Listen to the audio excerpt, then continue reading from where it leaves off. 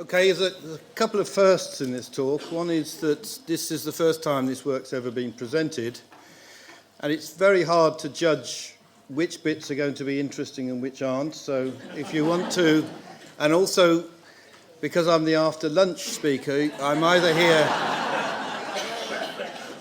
here to stop your post-lunch dip or to legitimise it. But either way, please let me know if you think I'm dwelling too far on some topics, and hopefully if there's time at the end you can ask me questions on the other.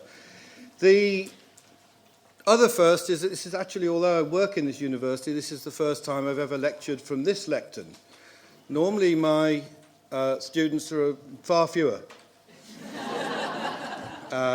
when they turn up, and I tend to prowl around them. It's a way of making sure they don't fall asleep. And so this is the first time I've had to give a lecture from a static position. So I do hope you will apologise, or will accept that. So what I'm going to do, first of all, is very briefly skirt through the structure of the talk, and then we'll get into the details. So I want to talk very briefly about what psychologists do and don't do, because psychology is one of those subjects where there is a lot of interest. We all, of course, have insight to our own psychologies. And at the same time, of course, it's not quite the subject everyone thinks it is. And I think it's quite important to lay those boundaries. I also want to talk about why psychology should be involved in this project in any way whatsoever.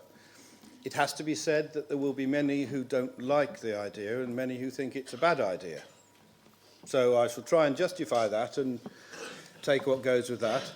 The other side of it is that actually there's a lot of risks to me personally and to my discipline in this kind of enterprise. Although, in fact, one of the interesting things talking over lunch is the number of people who've said that the exciting news of this dig and what's come has also come with its downsides. A number of people have remarked on this, that in many ways, and of course in my case, this is utterly irrelevant to the dig. We don't, although the dig is, from my point of view, for reasons you'll see later, very exciting thing, but I didn't need it to give these talks. But there are nevertheless a lot of dangers in this kind of issue. The other issue in the dangers here is that, and I've used these pictures to make a point, is that there is a paradox of plausibility, which is that not everything that is good psychology is plausible. And conversely, sometimes things that are very plausible are not good psychology. And I'm thinking particularly of Josephine Tay's book, The Daughter of Time, in which the central character, the laid-up policeman, believes that he can tell the innocence of somebody from a picture. And so looking at these images, and of course I've been quite deliberate in the ones I've chosen, you might think, and many of us would be, if you do the experiments in a laboratory, you would find that people do think that they can make those kind of judgments. But would you want to make the same kind of judgments about this person? I don't know how many people in the room know who it is, but my point is made, I think, that it's very plausible to think that we know this person. I suspect there may be people in the room who do, but I suspect not. And I suspect that this particular person would probably feel that his public image is certainly not the one that he would prefer for himself. And there is a point about Richard III, of course, that we need to bear in mind. I'm going to talk a little bit about triangulating on Richard, what we did to make any attempt at this at all, and then what we found. I'm going to talk about whether Richard is the monster that we are supposed in some quarters to believe he was, what we think the issues are about Richard, as we now know, who was, I use the word deformed very carefully. It's a politically incorrect remark, but in the context of this particular issue, utterly apposite. I'm going to talk about a particular psychological syndrome, which I think is interesting. I'm also going to talk about the issues of transition to monarchy, which I think are interesting. And then we could talk very briefly at this time about reinterpreting the events and the issues surrounding Richard's life in the light of the speculations that we're putting forward. And of course, you must remember all the time that this is speculative. And then I'll draw some conclusions. So I might, if I get time, talk about specific issues that people focus on, Hastings' execution, Princes in the Tower, of course, the process of usurpation, if that's in fact even an appropriate word for what happened, and then his demise in Bosworth Field. I am also going to, I just wanted to, I don't know how many people recognise this image.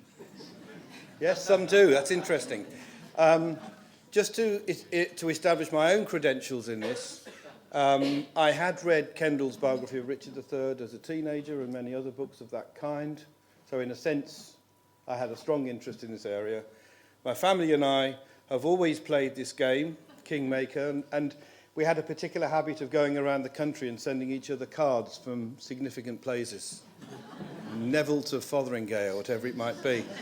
Although I should say that my daughter-in-law has threatened to withdraw access rights to our granddaughter as a result of being made to play this game. So that when Philip and Langley came to see me with a view, and very foresighted she was in this, with a view to being involved in this project, she was in fact kicking at an open door. Very interested already. What do psychologists do? So you see I've now got a little, this is where you are in the talk up here. This is what I've just told you, so you know how long you've got to sleep before you need to wake up again. Most people think that psychologists do this. This is the classic Freudian scenario, the bow-tied, bearded, waistcoated psychologist on the couch. Oh, where did that go? How interesting. I suppose it's that thing. Actually, psychology is a science.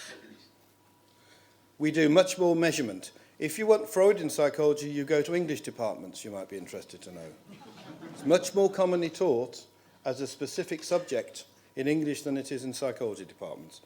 We spend our time experimenting and analysing, and of course that's where some of the dangers lie to me in this kind of work. Necessarily looking back all this time, the data available to us, as you all know, is painfully thin, and what's more, has been selectively culled to be what the Tudors wanted us to see, and therefore it has to be treated as propaganda rather than as data. It's a very difficult issue, but that's one that everybody will know about. Nevertheless, my personal view is that we're doing this work because one of the criticisms I would make of psychology is that it's, as a laboratory subject, it becomes rather introverted, it becomes inaccessible to the public, and I do think it's important that psychology comes out and plays. The other issue is, why involve psychology at all? Well, why would you not? It seems to me bizarre that psychologists who are interested in things like why people differ and what motivates people, looking deliberately for alternative perspectives to a subject, looking particularly, and this is my own personal expertise, on the relationship between personality as a human quality and personality as expressed in the context of a particular environment, which I think in Richard's case turns out to be very important. These are important issues in the interpretation of behaviour. And the way I would put it to you is that if many of you will have read Hilary Mantel's books, for example, Wolf Hall or Bring Up the Bodies, or even Kendall's biography, which, by the way, I think is a beautifully written piece. But all the way through these books, the authors are quite legitimately speculating in psychological issues. They're seeking a coherence which requires a psychological perspective. But where does Hilary Mantel's portrayal of Thomas Cromwell stop being novel and start being psychology? That is the question that we're trying to address in this particular piece of work. But the dangers to psychology are many. There is hardly any data. We're playing, if we talk about the politics of science and the politics of ownership of intellectual property rights, we're playing an away game. This is history, not psychology. And in this country particularly, these subjects are quite delimited. I've already mentioned the problem that with psychology, one of the issues is that there's an issue between the plausibility of ideas and the common sense that we all share, and the paradox that actually many times psychologists are saying things that are implausible, but nevertheless valuable. And I've mentioned the territoriality in academia, but one of the problem is that when one comes out and plays, so to speak, often it generates enthusiastic media coverage. Often people are interested in it, but it's not something you can handle very easily. So the headline that you're looking at the end is a headline referred to me in 1992 on the front page of the Times. And I'd given a lecture on what we could learn about the design of new technology by thinking about the way that human beings operate in untidy offices. And my argument is that actually human beings are very like archaeologists. They learn a great deal from the configuration of the artifacts around them and use them to compensate for many of the difficulties in their jobs. That's not a lecture about that. But the point is that there is actually an important message in there, which, to be fair to the Times, they recognised in the underlying item. Their headline was there to capture attention. But of course, in the process, it does damage to the discipline because the words psychobabble are on everybody's lips. And I ask you to bear that in mind because this is a big problem for psychologists engaging in this kind of activity. What we did in triangulating on Richard, what we did was we have stuck almost rigidly to secondary sources. There is no gain to us in this activity in primary sources at this stage, even if we had the time to do it. What we've done is to seek reliable, consistent and diagnostic behaviour patterns which seem to be repeated and agreed upon by most of the secondary sources. And I'm not referring to the Shakespeares and Moores of this world. I'm talking about reliable books like Kendall's and others. And then what we've done is to think about the different kinds of psychological approaches we can take, questioning in those secondary sources, trying to understand what psychological claims those authors are actually making, not because we want to set about those authors, but because in a sense they scope the boundaries of the issue that we're actually interested in. So that when Kendall talks about Richard finding very distasteful the louche way of life of the Woodville court, he's making a psychological claim about Richard, but where is the evidence? Now, I'm not suggesting that the evidence isn't there or that it's an unreasonable hypothesis. I suspect he's probably right in making that claim. But the point is the claim has been made, and therefore we need to think about what the psychological issues are around that. Another approach we've taken, which I have been very grateful for the strong support from Julian Boone in my department, an interesting character upon whom the character Cracker is based. It's interesting. He's a psychology profiler. He spends his time trying to describe what characterises different kinds of criminal killers. So he has helped particularly with the work on whether we can take a profiling approach to the description of Richard's behaviour to make any sense about whether this is consistent with what we might believe if that were a hypothesis. We have taken another approach, which is the clinical psychology approach in the NHS. When a patient is referred to a clinical psychologist, there is an issue where you have to build, it's called formulation. You have to build a narrative for that client which serves two purposes. It doesn't have to be a fixed diagnosis of the client. It has to be a story that, first of all, the client themselves is happy with so that they can work with it, but also one which enables the clinicians around that client to structure a coherent response to them. So we are looking for that kind of approach in psychology. What kind of very general things that can we say that will focus in on this individual? There is a particular kind of psychological theory called attribution theory, which is about how we see ourselves and others, which we have looked at, which becomes appropriate. And we've looked for particular syndromes of behaviour that we think fit the overall profile, and I'll come to that. And finally, we've looked at key elements of Richard's life to ask, what would the consequences of those events be in the light of all the other speculations and hypotheses that we're making? And I'll come to those in due course. You probably recognise the picture. That's Ian McKellen in the Richard III, just particularly suitable in this case. I think what I'm going to do, if this is all right with you and people can pick up questions, is I'll gloss over a lot of this material. There's a lot of detail in this. But the essence of whether Richard was a murderous psychopath rests upon pretty well these 4 points.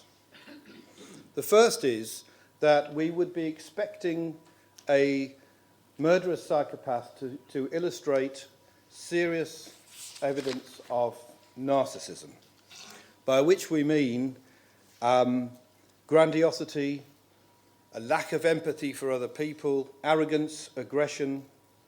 Now, here's an immediate problem. Every monarch in a medieval country is brought up to be narcissistic, by definition almost. But I'd like to draw the contrast between, let's say, Henry VIII and Richard III. Henry VIII, to my mind, fits that bill, and Richard III does not. He does not show the pathological self-importance. If anything, the characteristic that we think we're seeing is somebody who is looking to become the prima inter pares, the first among equals, within the constraints of his environment. He doesn't dress particularly extravagantly. He shows evidence of considerable empathy, and some of the elements of narcissism, which I'll come to in a second, he shows a poor sense of self-preservation in the end. Most narcissistic psychopaths are entirely motivated by self-preservation and will be very cunning in the way that they operate that. Although it's not strictly speaking part of the same syndrome, we did examine the possibility that Richard III was showing disordered thought, as, for example, Henry VI before him did. So that's quite a useful benchmark there, because one of the arguments that might be made is that we aren't very good at detecting disordered thought in medieval people because they wouldn't know what it was, but they certainly knew that Henry VI was mad. And it's recorded. And if Richard had been hearing voices, or if his cognitions had been incoherent, it surely would have been recorded. The Tudors would certainly have focused upon that as something to talk about. And finally, one of the other characteristics of psychopaths, narcissistic psychopaths, is that they are extremely manipulative in their interpersonal relationships. They tend to be, although for people who show great cruelty and a lack of empathy or care for other people's distress, they tend to be people who are very highly tuned into what buttons to press in other people to get the effects they want. They are very, very manipulative. And so it's very commonly the case. Let's take Brady and Myra Hindley. Brady was the psychopath who had Hindley completely under his control and was able to say and do whatever it took. There's very little evidence that Richard was so asymmetric in his social relationships. In fact, if anything, as far as I can see, the relationships, particularly from the period when he was working in York, immediately prior to Edward IV's death, is that Richard is a man who builds strong, trusting and loyal relationships. This is a man for whom loyalty is all. And for these reasons, we think it's extremely unlikely that you could stick an accusation of psychopathy onto Richard III. To do so would require him to have been the kind of psychopath who could conceal this his entire life. And one of the things that we do know about psychopathy is that it's early onset, it is opportunistic. Psychopaths are actually quite careless in their social relationships. Someone like Henry VIII will have picked people up and dropped them at whim very regularly. That's what psychopaths do. Unless at the moment you're not useful to a psychopath, you're dead or dropped.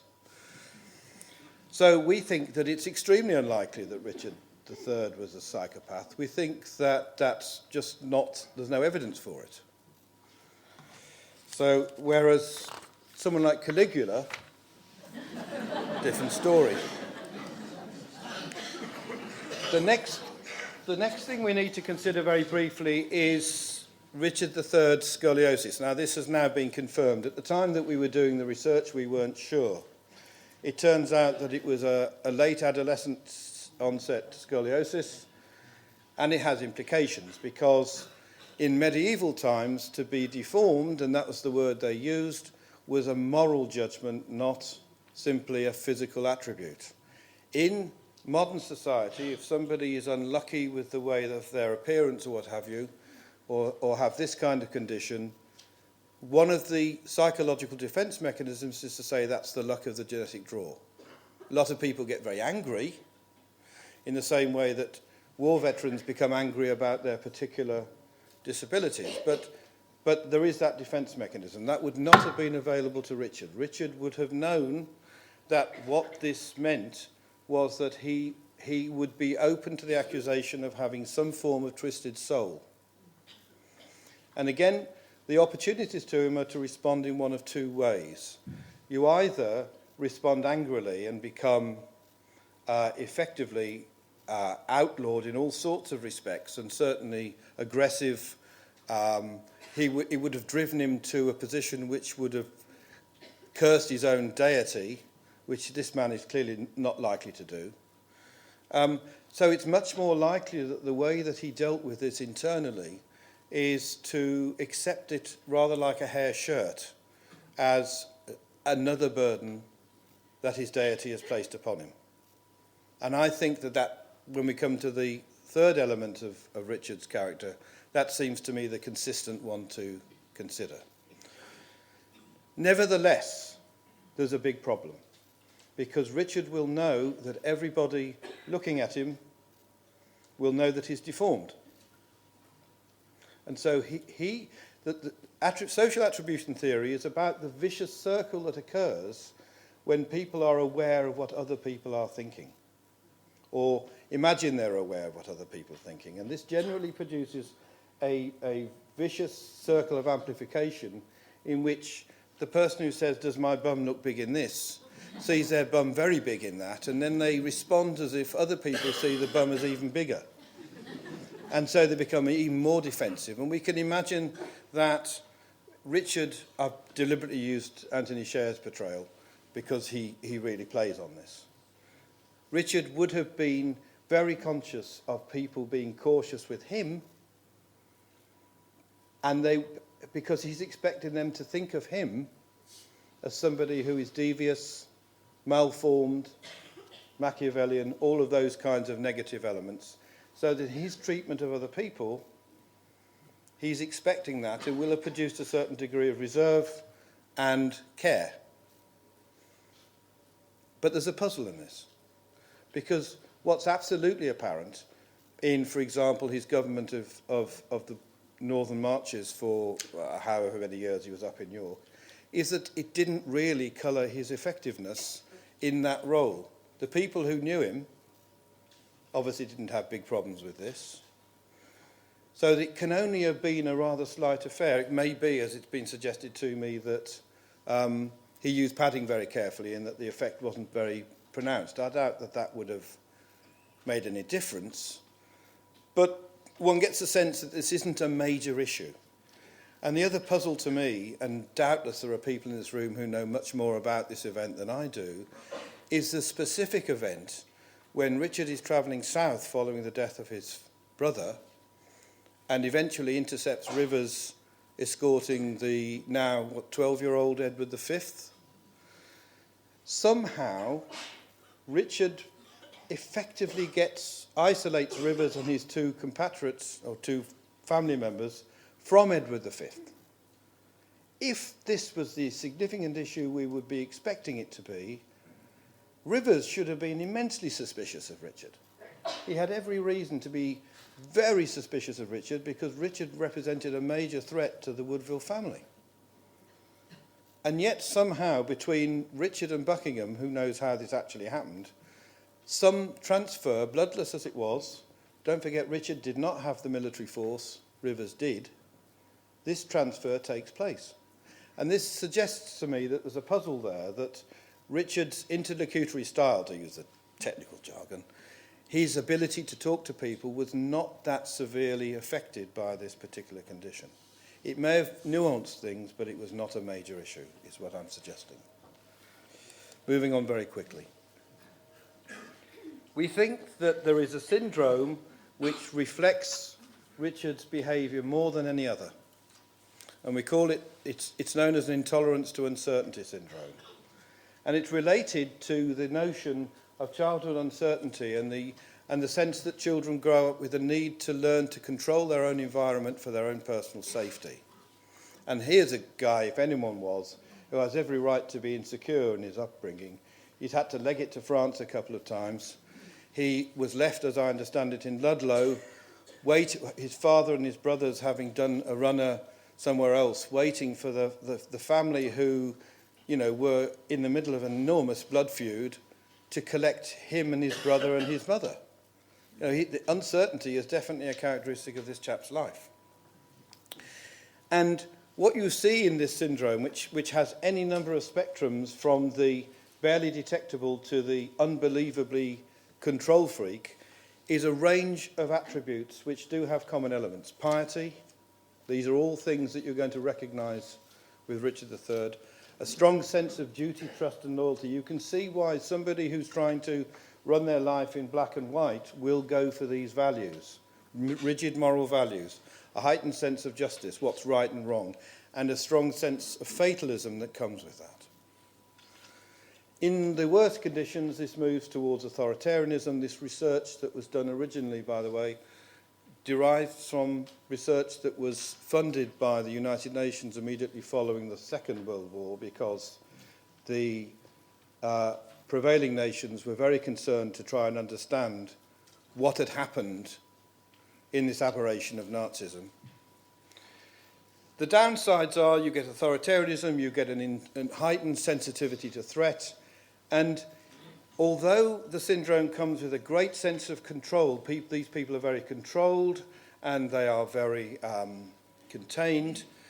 If that control is breached, you get something that looks very much like serious impulsivity. And we may see signs of that. I'd love to talk about this much more, but I'm very conscious of the next speakers. I wanted to make an interesting parallel. This is Douglas Haig, who was the leader of the British Expeditionary Force all the way through the First World War. Interestingly, another character over whom historians fight bitterly. He's either the donkey that led millions to their death, or he's the unfortunate devil who had the job of trying to manage an impossible situation. I characterise there's everything in between the two. But you'd be interested to know he was the youngest son. He had a very strong relationship with his mother. Father lost relatively early. He also is extremely pious. Those of you who know about Douglas Haig know about his dealings with the Presbyterian or a particular version of the Scottish church. And he had this method, Platonic methods of inquiry, where he's constantly looking for yes and no, right and wrong. And the reason why I raised Douglas Haig, I'm not suggesting Douglas Haig and Richard III are the same people, but it's very interesting that these people exist. And one of our activities, if you like, is attempting to bring the past, this pantomime villain, if you like, of Richard III, into something that we can recognise as humanity, flawed though it may be. I haven't come here. I know there are a lot of range of sentiments about Richard III, and we have to bear in mind that if I'm in the process of saying he wasn't a murderous psychopath, I'm not necessarily going to say he's a saint either. I'm aware of the time going on. Very briefly, I'll rush through this. I've chosen 3 prime ministers who had very similar experiences. They were deputy to an extremely strong leader, you'll recognise the parallel, and then come to power and quickly or slightly less quickly in the case of Major, come to grief. Now, the first point to make is that we're not suggesting that these 3 men are the same because they had this same experience. That's nonsense. They were very different men. But the psychodynamics of that process are very interesting, and I want to particularly draw attention to Gordon Brown, to be very brief. In some work that we're publishing in the Ricardian, we look at the possibility that The problem Richard had to some extent was that in his formative years, in his 20s, up in York as the Warden of the Northern Marches, he's effectively a viceroy. He's operating in his own comfort zone along his own modus operandi. At a time when an elected politician would be cutting their teeth, learning how to deal with Parliament, that's something Richard is not doing. Richard is up in the north, rehearsing and perseverating a set of behavioural skills that were fit for that purpose, but not fit for court. So one of the suggestions I'm going to make is that there's a strong similarity, I'm glossing over this, between Gordon Brown, who spends 10 years at the Treasury defending a particular kind of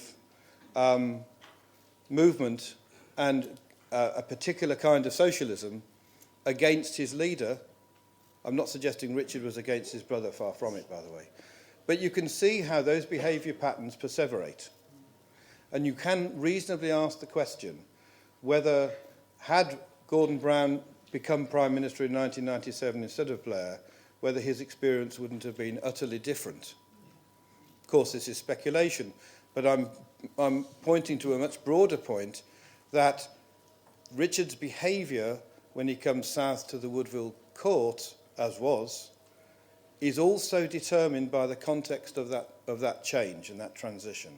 That the things that he's learned and rehearsed, and more importantly, the things that he did not get the opportunity to learn and rehearse, make a substantial impact upon his performance as king. And the remarkable thing, I would say, is that he was as successful as he was. So very quickly, I'm going to go over these 4 points very quickly and stick to the last. Hastings' execution, I'm going to suggest, we don't know, of course, what caused him to feel that Hastings was betraying him, but I think one thing about Richard's character, if the intolerance to uncertainty is correct, is that he would have been extremely intolerant to betrayal. He would not be a good person to betray. It doesn't at all surprise me that when he discovers what Hastings must or must not have been doing, he was pretty cheesed off. He was certainly cheesed off with Buckingham as well and didn't refuse to speak to him, of course.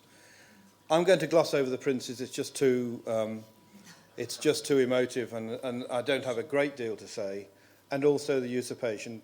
But finally, I'm going to suggest that the Bosworth, his character, loyalty, duty to the deity, he's the anointed king, and fatalism means that he would not have retreated from the battlefield. This is not a man for whom walking away from a battlefield would have been something he could easily do. He just couldn't contemplate it. And he was a very accomplished military person in his own right. He would have preferred the coup de main. He would have said that, if our calculations are correct, if you like, he would have said, well, this is God's call. I'll do this because it's now or never. I don't think he's a man like his brother who could have left the battlefield for another battle.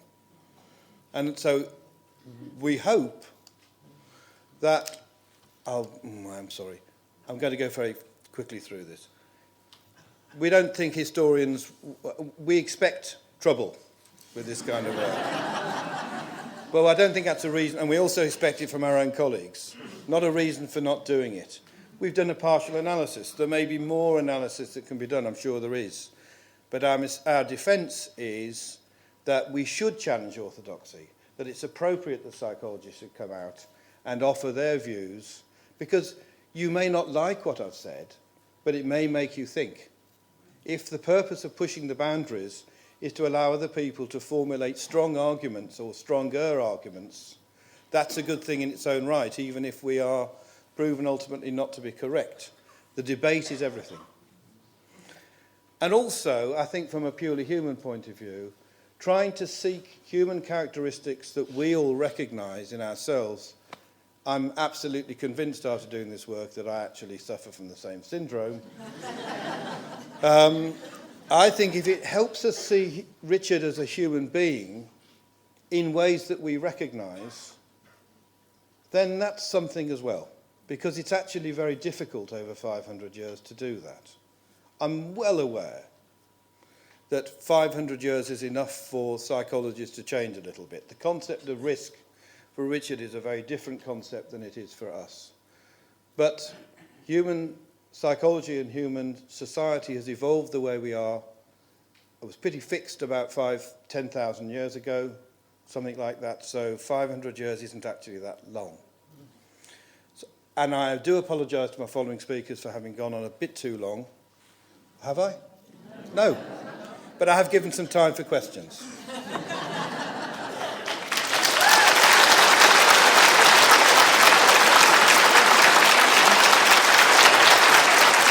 I don't know where the last slide's gone. Thank you, Mark, for that intriguing talk. It certainly got me reflecting on a training of a politician. I'm sure there must be some people who've got a couple of minutes left. So has anyone got any questions they'd like to ask on the talk? Does anyone want to scan out? Lady right there in the centre. I don't think she realises. Oh, she's waiting for the microphone. Hello. I was just wondering if you had any thoughts personally yourself on that you have said that he has this way of viewing the world, that his piety and that his loyalty, would that not play to the fact that he wouldn't have killed the sons of his brother? Have you considered that? He wouldn't have killed them? That he would not have killed. I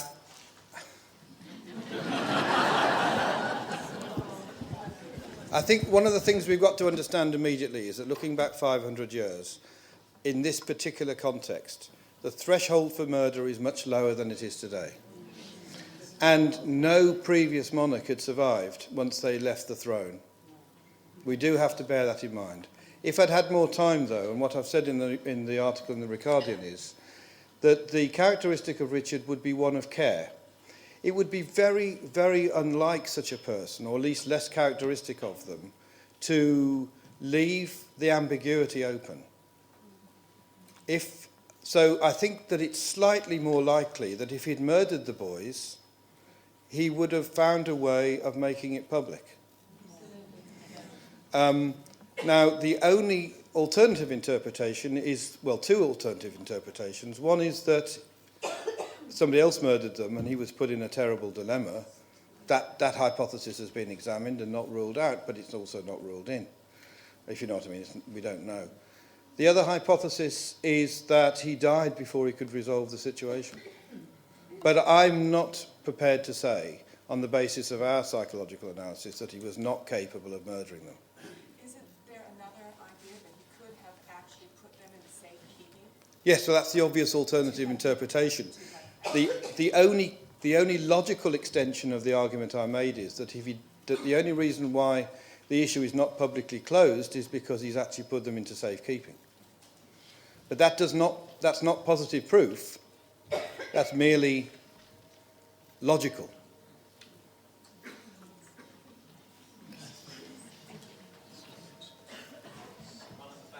Oh. Final question at the back.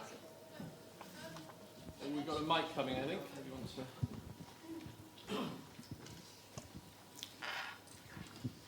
to... You mentioned that Richard III had a very strong mother, and of course he did in Cecily Neville. Have you looked at all into the relationship between the two of them and how his relationship with this mother would have impacted his attitude to taking the throne? I think the problem there is that when you read things like Kendall, for example, and the other biographies, the implication is of a strong relationship, but actually the evidence, for me, was harder to find.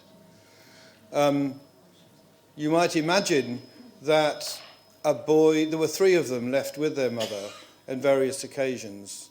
You could understand that the relationship would have been closer. The reports of Cicely was that she was that kind of a mother, but the actual evidence seems to me very thin.